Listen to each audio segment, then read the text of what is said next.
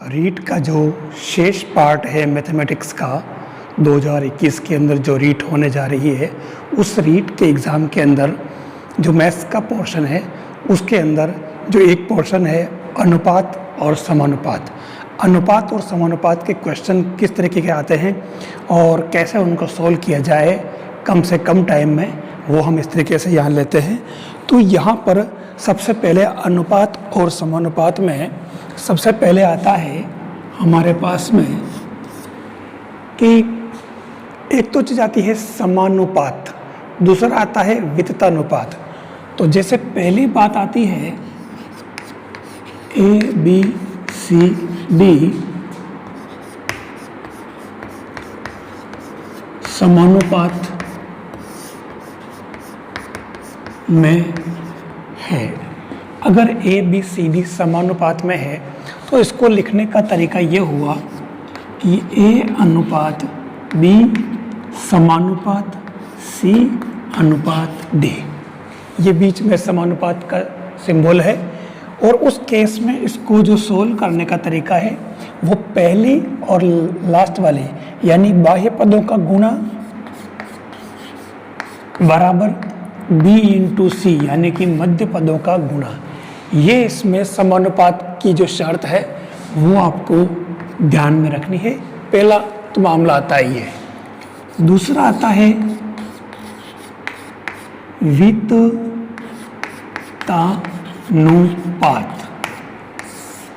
यानी इसमें तीन संख्याएं दी होती है ए बी सी,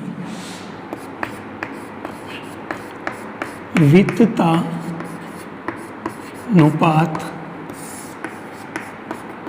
में है। इसका मतलब ये हुआ, डायरेक्ट आपको याद रखना है b समानुपात, इस b को डबल बार लिखना। अब ये सेम फिगर बन गया, यानी वित्तानुपात का मतलब b दो बार आएगा, ये आपको याद रखना है। और उस केस में हमारे पास मध्य पदों का गुणा बराबर बाह्य पदों का गुणा, ये वित्तानुपात की शर्त आपको याद रखनी है। ये चीज़ बहुत कम लोगों को पता होती है क्योंकि काफ़ी लिमिटेड से सिलेबस में से इस चीज़ को हटा दिया है जनरल मैथ्स में से, इसलिए ये चीज़ बहुत कम लोग जानते हैं। तो वित्तानुपात को खास तौर से ध्यान रखना, बीच वाले टर्म को दो बार लिखना। फिर तीसरा आता है प्रतिलोमानुपात या व्युत्क्रमानुपाती,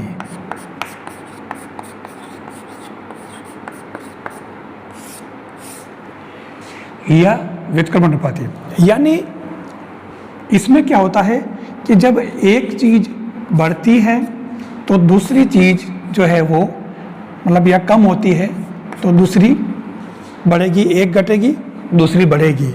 यहाँ ये अपने को क्वेश्चन को देख करके पता लगाना पड़ेगा। और ये कब होता है, इसको व्युत्क्रमानुपाती भी कहते हैं।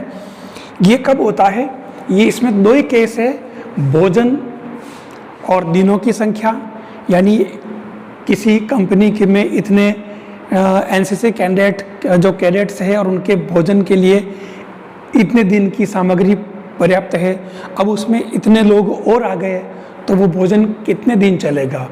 तो यहाँ आप देखें कि दिनों की संख्या और जो कैंडिडेट है ये जस्ट प्रतिलोम है। दिन अगर मान लो अगर कम करने हैं यानी ज़्यादा चलानी है तो वो लोगों को कम करना पड़ेगा। मतलब इस तरीके के सवाल भी अपन लेते हैं। इसके अलावा ये एक जो मजदूरी वाले सवाल आते हैं वो भी इसी में आते हैं, दो तरह के जो अपन इसमें लेंगे। तो हम सबसे पहले जैसे क्वेश्चन लेते हैं, पहला ये कह रहा है यदि छात्रावास में 40 छात्रों के लिए 30 दिन की भोजन सामग्री है तो बताइए यह सामग्री 60 छात्रों के लिए कितने दिन के लिए पर्याप्त होगी। ये वही चीज़ आ रही है, देखो भोजन सामग्री वाली प्रतिलोमानुपात। यानी इसमें आपको क्या करना है, जैसे क्वेश्चन नंबर 1 है, यहाँ पर इसमें आपको हमेशा दो चीज़ ढूंढनी है। जैसे इसमें छात्र और दिनों की संख्या, तो छात्र है और है दूसरा है दिन। ये कह रहा है कि 40 छात्र हैं, जब 40 छात्र हैं और दिन है 30, ये कह रहा है कि अगर 60 छात्र हो जाए तो दिन कितने होंगे जो हमें फाइंड करना है। अब यहाँ मालूम है कि अगर छात्र बढ़ रहे हैं तो पक्की बात सामग्री कम दिन चलेगी, यानी कि ये अपोजिट दिशा में होंगे। तो उस केस में ये बनेगा हमारे 40:60 समानुपात x/30। अब वही तरीका मध्य पदों का गुणा, तो 60 × x बराबर 30 × 40, तो ये x बराबर 60 बटे में चले जाएंगे, 30 × 40 बटा 60, ये 2 बार यानी कि 20, यानी ये सामग्री जो है वो 20 दिन ही चलेगी। हम ये ध्यान रखने वाली बात है। फिर अगला जो क्वेश्चन आ रहा है हमारे पास में, वो है थोड़ा अलग, इसमें कैलकुलेशन वाला है। इसने कहा 7x plus question number 2, 7x plus 2y बटा 3x प्लस 5y बराबर 20/21। देखिए ऐसे क्वेश्चन में इसने पूछा है कि आपको x/y ज्ञात करना है, x और y का रेशो आपको फाइंड करना है।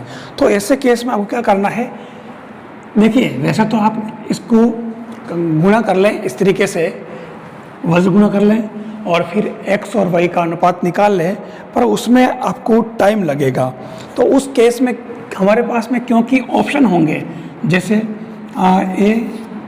B, C और D, हमारे पास में 1:2, 2:3, 3:4, 4:5 ऐसे ऑप्शन दे रखे हैं x और y का। आपको ऐसे में सोल्व करने नहीं बैठना है। आपको क्या करना है, यहाँ पर इसमें से जो आपको डायरेक्ट ये 1, 2 जो है ये आपको इसमें रख के देख लेना है। ये x के मान है, ये y के मान है, ये मान आप यहाँ रख के देख लें तो ये आ जाना चाहिए आंसर। तो आप फटाफट इसमें रखने में कोई देर लगी नहीं रही। 1, 2 रखो तो 1 और 2, 1 यानी 7 और 2 यानी कि 4, y का मान 2 रखा, 2 दूनी 4, तो 4 और 7 11 नहीं आ रहे, ये कैंसिल। 2 और 3, ये 2 रखा 14, यहाँ 3 रखा, तो आप देखें 6, 14 और 6 20, इस ऊपर वाला आ गया, इसका मतलब नीचे वाला भी आ जाएगा। तो 2 रखा, 3 2 6 और ये जो है 5 3 15, 15 और 6 21 आ रहे हैं, तो आपका ये आंसर आ जाएगा। ऐसे क्वेश्चन में कितनी बार अपन के सोल्व करने बैठते हैं, सोल्व नहीं करना, रिवर्स चलना पड़ता, आंसर से इसमें घुसना पड़ता है। फिर आता है नेक्स्ट क्वेश्चन। ये जो क्वेश्चन आते हैं, क्वेश्चन नंबर 3 है, 250 रुपये को राम और श्याम में 2:3 के अनुपात में बांटना है। तो यहाँ पर जो तरीका है, हमारे पास कुल जो रुपए है 250 रुपये है, आपको किस अनुपात में बांटना, 2:3 में। तो उस केस में आपको कुछ नहीं करना है, इन दोनों का तो कर दो योग ऑफ, ये इसका योग आ जाएगा इन दोनों का। और अब आपको इसने राम और श्याम कहा है, तो ये राम के लिए कुछ नहीं, 2/5 × 250 और श्याम के लिए 3 है, तो 3/5 × 250। इनको अगर आप सोल्व करें तो ये 100 और 150 आएगा। तो अब वहाँ पर आपको ये कैलकुलेशन करो तो भी कोई दिक्कत नहीं, ठीक है। और वैसे ये कैलकुलेशन कर लेना ठीक रहेगा जनरली आपके, क्योंकि इन दोनों का जो रेशो आ रहा है, इन दोनों का रेशो, वो रेशो जो है आपके, पहली बात आपको देखना कि इन दोनों का योग ये आना चाहिए, तो वैसे ही मिल रहा है, लेकिन ये जो संख्या है वहाँ वो चेंज कर देगा। तो आपको 2 चीज़ चेक करनी, एक तो इनका योग चेक कर लो, योग आ रहा है, फिर इनका अनुपात निकाल लो आप, डायरेक्ट सोल्व करने के बजाय आप ये योग तो आ रहा है और फिर इनका अनुपात भी निकाल लो। तो अनुपात आप देख लो 0, ये 5 से 2 बार, ये 3 बार, ये अनुपात आ रहा है, यानी जिस अनुपात में बांटना था वो अनुपात हमारे पास में इसमें मिल गया है। यानी जो संख्याएं ऑप्शन में दे रखी होती है आप उससे आपको उल्टा चलना है, दोनों संख्याओं का योग देख लो और दोनों का अनुपात निकाल लो, ये दोनों आने चाहिए, तो आपके ये आंसर सही आ जाएगा। फिर इसने अगला क्वेश्चन कहा है चौथा, एक खेत की जुताई 10 मजदूर 20 दिन में, यानी मजदूर और दिन मजदूर दिन। मजदूर कह रहा है 10 है और दिन है 20, यानी 10 जने 20 दिन में वो काम पूरा करते हैं। अब ये कह रहा है कि आपको बताना है कि जैसे 8 दिन में इस पूरी करनी है, जल्दी करनी है, तो यहाँ मजदूर कितने होंगे। यहाँ पर अगर मजदूर बढ़ेंगे तो दिन कम लगेंगे, या दिन बढ़ेंगे तो मजदूर जो है वो कम हो जाएंगे। यानी जस्ट यहाँ पर भी वो प्रतिलोमानुपात वाली बात यहाँ पर आ रही है। तो आपको यहाँ क्या करना है, 10:x अनुपात 8:x चलना है, ये 8:20। तो ये मध्य पदों का गुणा x × 8 बराबर 10 × 20। तो ये x = ये 8 बटे में जाएंगे। तो आप देखें इस 8 को आप बटे में ले आए इनके, तो ये 8 यहाँ आ जाएगा। तो ये 4 दूनी 8 और 4 × 20, 2 से ये 5 बार यानी कि 25। तो ये 25 मजदूर चाहिए, तब जाकर के ये 8 दिन में काम पूरा होगा। 5th वाला वो आप देखें, 9 और 36 किसी वित्तानुपात के क्रमशः प्रथम और द्वितीय पद है। अब यहाँ वित्तानुपात दे रखा है, ये वित्तानुपात यानी 3 वित्तानुपात का मतलब आपको कुल 3 संख्याएं होती है वित्तानुपात के लिए, प्रथम, द्वितीय और तृतीय। और इसने कहा कि 9 और 36 किसी वित्तानुपात के प्रथम और द्वितीय पद है, तो तृतीय पद ज्ञात करना। मतलब आपके प्रथम पद और द्वितीय पद, तृतीय पद आपको निकालना है x, क्योंकि ये तीनों वित्तानुपात में है। तीसरा पद तो वित्तानुपात कह रहा है, तो आपको क्या करना, बीच वाला जो है वो 2 बार लिख देना है, समानुपात x, बीच वाला 2 बार आ जाएगा, जिस तरीके से ये इसके अंदर बता रखा था। तो यहाँ आपके बाह्य पदों का गुणा यानी कि 9x बराबर 36 × 36। तो ये 36 × 36 बटा 9, तो ये 9 से काट दो इसको, 9 चौक 36, तो ये हो जाएगा 144। ये इसके आंसर आ जाएंगे। तो ये इस तरीके से आपको इसके अंदर ये क्वेश्चन करने हैं। नेक्स्ट जो क्वेश्चन है वो क्वेश्चन है, आप देखें 235 रुपये हैं, ये कुल रुपए हैं, और आपको इसको 3 जनों में बांटना है। आपको जैसे A, B और C, और इनको जो रेशो दे रखा है किस अनुपात में बांटना है, वो अनुपात इनके हैं। ये तो है रुपए इतने, और ये बांटना है आपको 1/3, 1/4 और 1/5। इस अनुपात में इनको बांटना है। तो इसके लिए जब ये अनुपात जब भी इस तरीके से बटे में दे रखा हो, तो उस केस में आप क्या करें कि इनके जो लघुत्तम है, किसके, इनकी हरों के जो लघुत्तम है वो है आपके 60। तो इन लघुत्तम को आप गुणा कर लें, तो ये हो जाएगा 1/3, यानी भले मैं यही कर लेता हूँ 60, ये 60, और ये यहाँ पर भी 60, यहाँ पर भी 60 कर दूँ। तो उस केस में ये कितना हो जाएगा, 20 × 60, और ये 15 चौके 60, और ये 12 × 60, यानी ये अनुपात आ जाएगा। और इनका जो योग आपको निकाल लेना है, कुल जो कितना आ गया, 5 और 2 7, 2 और 1 3, 1 4, 47। आप देखें कि इनका टोटल ये है। अब आपके जो सिस्टम है वो सिस्टम ये है कि आपको A का निकालना है, तो सीधी प्रोसेस है। तो A के लिए आपके 20 बटा टोटल इंटू 235, B के लिए जो है 15/47 इंटू 235, और C के लिए जो है 12/47 इंटू 235। और ये जो है वो 5 बार कट रहे हैं इससे डायरेक्ट ही, ये सारे ये 5 बार कट रहे हैं, 5 बार। तो 5 दूनी 10, यानी कि ये तो हो जाएगा 100 रुपये, यहाँ हो जाएगा 15 × 5 = 75 रुपये, और ये हो जाएगा 12 × 5 = 60 रुपये।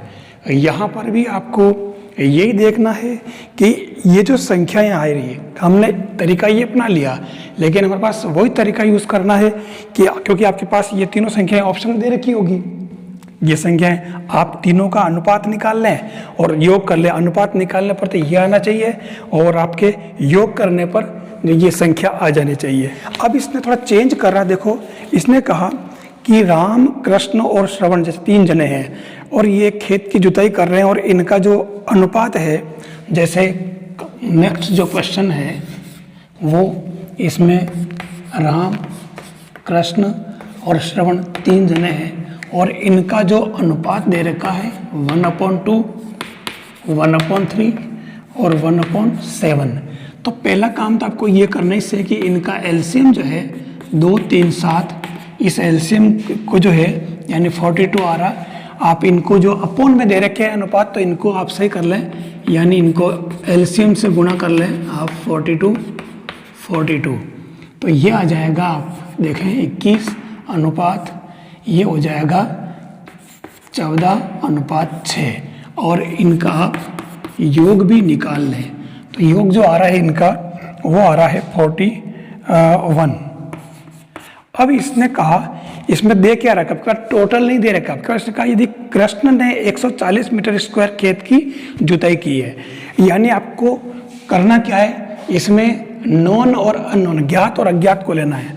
तो जैसे पहला प्रश्न इसने पूछा है कि तीनों ने मिलाकर कुल कितना खेत जोता, तो यहाँ एक तो टोटल पूछा है, टोटल, और दूसरा जो है कृष्ण का, तो कृष्ण का जब इसने कहा कि 140 मीटर स्क्वायर की जुताई की है, तब टोटल कितना था। तो अब हमारे इसके अंदर देखिए कि कृष्ण जो है बीच वाला था, तो ये 14 और इनका टोटल जो है वो 41 है और अब इनके अंदर पूरा समानुपात है। तो ऐसे में आप दोनों सेम डायरेक्शन में चलेंगे, कोई दिक्कत नहीं, एक बढ़ेगा दूसरा बढ़ेगा, एक घटेगा दूसरा घटेगा। तो उस केस में जब कभी ऐसी चीज़ बन जाए आपको ये वाला ज्ञात करना है, तो आप डायरेक्ट इसका जो तरीका है, इसके सामने वाली संख्या वो बटे में कर दें और इन दोनों का वज्र गुना कर दें।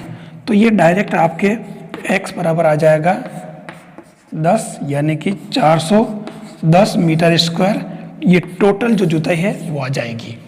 इसी में इसने दूसरा जो प्रश्न पूछा है इसी के अंदर सेकंड, वो कहा है श्रवण द्वारा जोते गए खेत का क्षेत्रफल, यानी इसने श्रवण का पूछा है, तो श्रवण का पूछा तो अपन टोटल ले लेते हैं।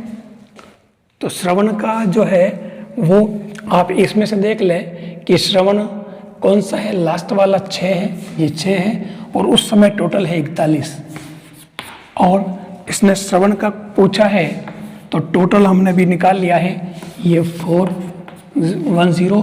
तो जो ज्ञात करना उसके सामने वाली संख्या बटे में आ जाएगी 41 और 6 × 41 0, आप देखें 10, यानी कि 60 मीटर स्क्वायर इसने जोता है। फिर है इसी में एक क्वेश्चन और है, थर्ड पार्ट, इसने कहा है कि राम द्वारा जोते गए खेत का क्षेत्रफल, यानी राम का पूछा, आप टोटल का ले लें राम के साथ में, तो राम का इसमें कौन सा है 21 और टोटल कितना 41 और टोटल 410 है और ये राम का पूछा, तो जो ज्ञात करना उसके सामने वाली संख्या को आप बटे में ले लें और इनका वज्र गुणा करके ऊपर लिख दें, सीधा सीधा तरीका।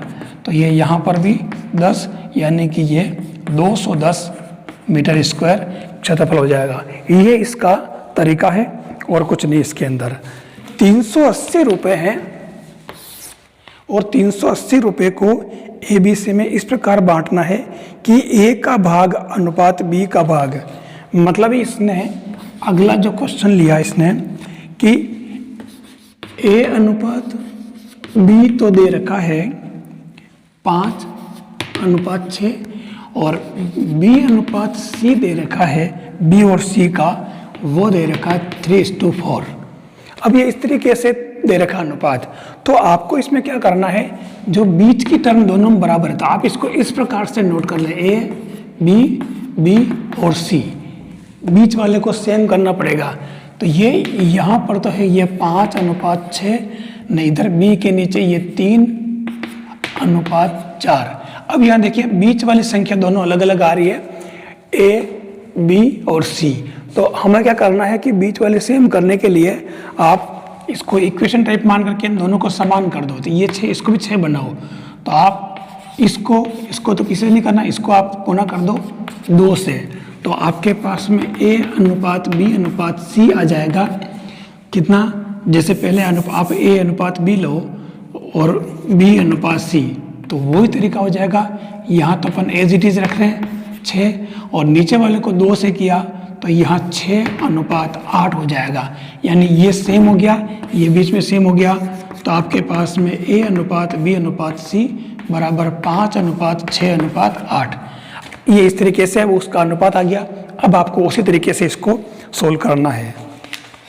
कुल आपके पास में जो है वो टोटल 380 रुपये, इसको आपको तीनों में बांटना है। तो कुछ नहीं, 5 बटा इनका योग इंटू ये 6 बटा, बाकी आप उस अनुपात जो संख्या दे रखी है उससे आप अनुपात निकाल करके न तीनों को जोड़ के वापस ये संख्या देख लो तो वो भी आ जाएगा उससे।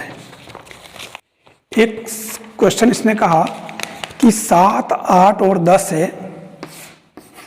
क्वेश्चन 7, 8, 10 और 12, ये कह रहा है कि इनमें से क्या घटाया जाए, कौन सी संख्या घटाई जाए तो शेषफल जो संख्याएं बचेगी वो समानुपाती हो जाए। हम मान लेते हैं इन सभी में से एक संख्या x घटा लेते हैं। अब ये समानुपाती हो गया तो वही तरीका हो जाएगा, 7 माइनस x अनुपात 8 माइनस x, फिर